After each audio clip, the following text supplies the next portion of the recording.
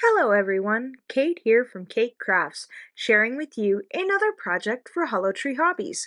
Let's get started. So to kick things off, I have used the little tiny star dies from the Fangtastic Friends and the Fangtastic Friends add-on and cut out little star windows into our black panel that measures a little bit smaller than 4 by 5 1/4. And here we are going to take the Full Moon Stencil by Lawn Fawn, and very lightly with the Distress Oxide in Lost Shadow, we are going to create a little bit of a glowing moon. Now I'm adding a little bit more of the Distress Oxide to the moon because I want it to stand out a little bit more.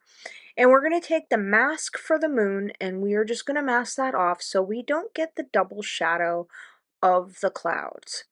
So we're just going to mask everything off with some cardboard and very carefully, not overdoing it, we are just going to lightly dust in that little cloud, kind of peeking behind the moon. So here we're going to take the clouds again and we are going to add in a few more down here. Careful not to go over the little windows where the stars are going to be. We're going to grab a scrap piece of washi tape and just kind of mask off those little tiny stars so they don't show up on our cardstock.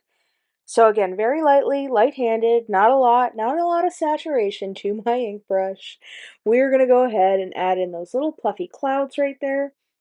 And then we'll flip our stencil over so we don't get the same direction of clouds.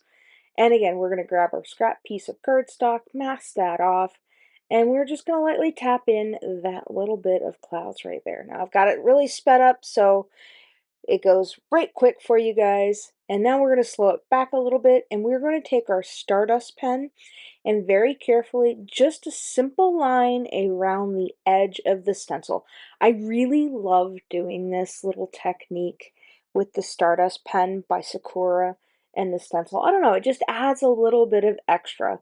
And I mean, even with these little craters for the full moon sky or night sky full moon, you could color them in or you can trace them, but today I decided that I was just going to use my pen and just color them in, and I like how nicely this Sakura Stardust pen sits on top of the Lost Shadow Distress Oxide. It's twinkly, it's there, it's not too bold, but you notice it, and I think that's what I really like about it. So after we've done the moon, we're going to go ahead and line up all of those clouds again, how we stenciled them out, and very carefully along the top, I don't want too much of a thick line, we're just going to go around that edge of the cloud, so it's almost like it's catching the light from the moon, if you will. So once we've done that, we're going to go ahead and flip over our stencil again to go with the lining of our clouds, and very carefully, we're just going to line the top part of the clouds. Now you can go all the way around to create a little bit of a border to them, but I really loved how this turned out. And taking the same Sakura Stardust pen, I'm going to do a little bit of controlled twinkle. So again, I'm just dotting little tiny bits here and there so you get the illusion of stars in the night sky. And I really love how all of this came together with all of its twinkle. And I mean, if you know me, I like a little bit of sparkle to a whole lot of image. So once we've done that, we have got our card panel here that is cut down to 4 by 5 1/2. So you get the, or 4 by 5 1/4, sorry. So you get that little tiny silver, shiny, sparkly border around the black cardstock. And you'll also see a bit of that silver sparkle peeking right through all of those little tiny star cutouts that I did. So I made sure to go around the edges with some glue, dotting some extra glue around those stars so they don't lift up. And once I'm happy with the adhesive amount, we are going to go ahead and line that up nice and neat so you could see that we get that little tiny flare of that silver lining border. And then once we're done with that, we're going to add some double-sided tape to a black card panel that measures about 4 1/4 by 5 1/2. So again, you'll get that hairline little matted panel in the background. You'll see what I mean. I'm not sure what it's called. So we're going to write Hollow Tree Hobbies in our Fairly Arts glue adhesive, and once we're happy with all the squiggles and hearts and stars, we're going to flip that over, oh, just a little bit more right there. We're going to flip that over, line that up nice, and then you'll see how we've got that all matted, and I just love how finished it looks. So next off camera, I've gone ahead and colored and die cut all of the little critters and tree branches that I'm going to need from Fangtastic Friends. And you could glue these on with just the glue like I'm doing here, or you could add a little bit of adhesive foam sheets. But I didn't want too much dimension because I really liked the depth that the background has, and I just kind of wanted to leave it as is. I didn't want too much poking out, and I wanted this to be flat. So here I'm just kind of messing with where I want this tree. I want you to still be able to see the stars in the background, and I've gone ahead and cut off the little edge there so it's not reading over top of the rest of the card panels there, and it's just right up against that lip. So I'll give that a good mash down, and we'll go ahead and take our cute little pair of bats, and we'll add some glue to them. Again, you could add double-sided foam to these guys too if you wanted, but again, I just wanted to leave these guys flat, give them a good mash down, and then we'll figure out if we need this guy right here. But I think I'm just going to set him off to the side. And we're going to bring in this spider. We're going to figure out where this spider is going to go, and I think he'd look super cute just kind of hanging out in front of the moon. Like there's a branch in the far off distance that you don't really see because it's out of view, and boop, here comes this little tiny spider. So we're going to take him and we're just going to line him up right in the center of that moon. So he's just kind of coming down and hanging out like, hey guys, what's going on? And then we're going to take our last little bat here from the Fangtastic Friends, and we're going to add a little bit of glue onto the inside, or the back side of him. And then we're just going to plop him right down right there. And I love how all of that came together. And we're not going to stop there. Oh no, sirree, Joe Bob. We are not going to stop there.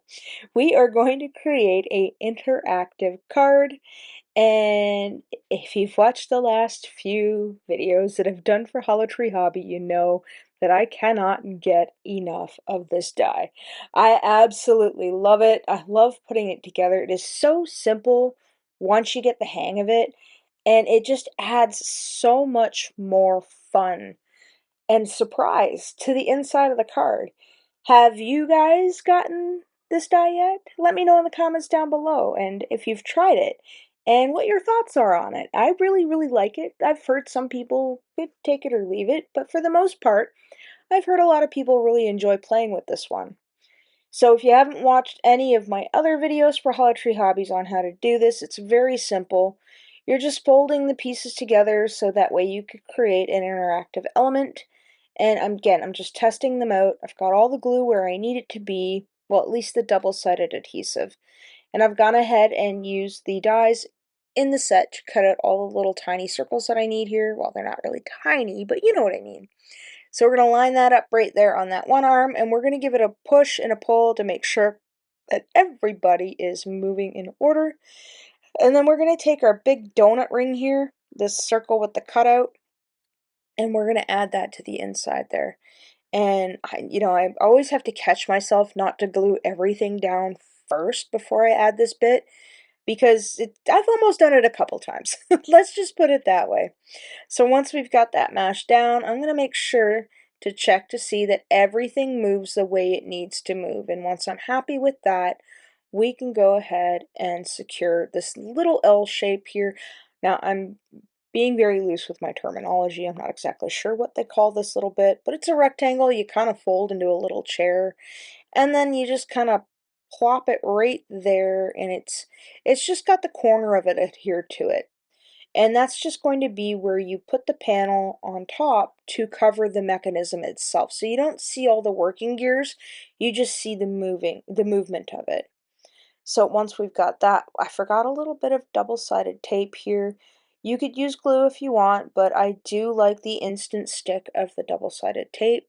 And I do like to double stick a lot of my things because, you don't know how often somebody's going to play with it. I know every time I've made one of these cards, I've just had to sit there and play with it and play with it and play with it because it's just, I don't know, it's just too much fun. So once I'm convinced that my mechanism works, I'm going to go ahead and add my little bat friend. Now, I put him on the outside initially, And when I went to close everything up, I realized that the bat kind of pops out, and that's not really what I wanted to do. So I pulled him off the little moving bit there, and I ended up gluing him to the big circle, as you'll see here. And in order to cover up my little faux pas, I end up taking some of the star cutouts from the front panel and going over the little bit there, just to kind of hide that little adhesive mark that left behind when I tried to glue the bat on. So don't do that part, maybe. But this is cute. I mean, you could take all the rest of the little star cutouts and you could glue them around the silver circles so that way you've got a rotation of stars in it. But we are just going to go do this such. So I'm going to take 3 of them and just kind of boop them down, plop them down right there. That way I can cover up a little bit of that adhesive mark that I'd made. And then I can figure out how I wanted to do the sentiment next. So once that's done, I'm going to put this all together first. So we've added some double-sided adhesive to the outside of the card panel, and we're going to add some glue around the outside of our corner or panel into the corner so that way it doesn't lift up. Give it a good squiggle of glue down the middle, a whole bunch of squiggles, maybe a little heart, and then we're going to flip that over, align everybody up so that way you don't get any white in the background, and then we're going to add our sentiment. I could have added a sentiment to the outside, but I really just loved the simplicity of the front of the panel, and I didn't want to put a sentiment on the front. I just thought it was cute as is, and I figured maybe this time I would put the sentiment on the inside. So off camera, I've gone ahead and die cut and stamped out my little "Have a fantastic day" to go along with our batty bats and their little fangs. And here you have my finished card. I really hope that you enjoyed today's program. I encourage you to head over to the Hollow Tree Hobbies website, Facebook group, Instagram, and give it a good looky-loo. You never know, you might find something on there that you might like and you might want to purchase. So if you haven't yet already, hit that subscribe button, that like. It really helps the channel out and helps us get out in front of more card makers that may not know about us. And I hope you enjoyed today's card. And as always, thanks for hanging out with me today. Take care.